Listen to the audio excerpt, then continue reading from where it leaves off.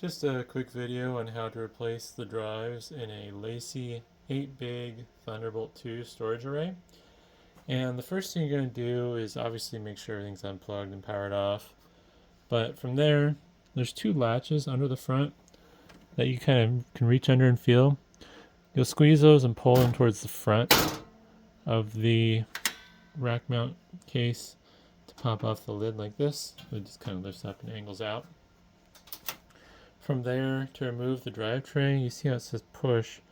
Well, what you do is you kind of push forward on the little gray piece of plastic here that's a little locking tab, and then you push down this piece here, and then from there you can grip it.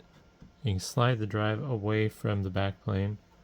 Once it's far enough back, you can kind of lift it up at an angle and pull it out like so. And there's two different styles of trays, but this one's just the 3.5 inch only tray.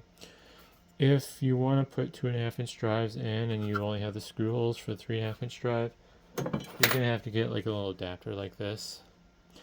In testing though, I did find that putting solid state drives in this actually made it perform worse than regular mechanical drives, so it's not really worth putting 2.5 inch drives in there.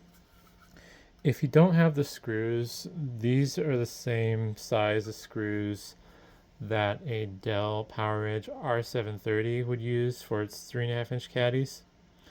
But basically, once you get all those screws in, you're going to set the drive in so it's away from the back plane. So it's going to be set back a little bit, and then you'll push it towards the back plane until it's connected to the connector. And if it's fully seated properly, you should be able to just push down that piece, rotate it nice and flat like that. If it's not seated all the way, like it's not fully forward now in this case, then this isn't going to go down properly. So you just want to make sure that if it's not seated, might just back it up and then push in carefully again. It doesn't take a lot of force, but once you get it seated, then you can lock that down. To reinstall the cover, there's these little tabs that on the end, those go towards the back of the case like so.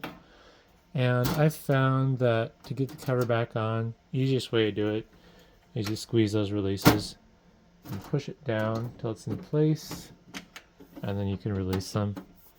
So hopefully that's helpful, and thanks for watching.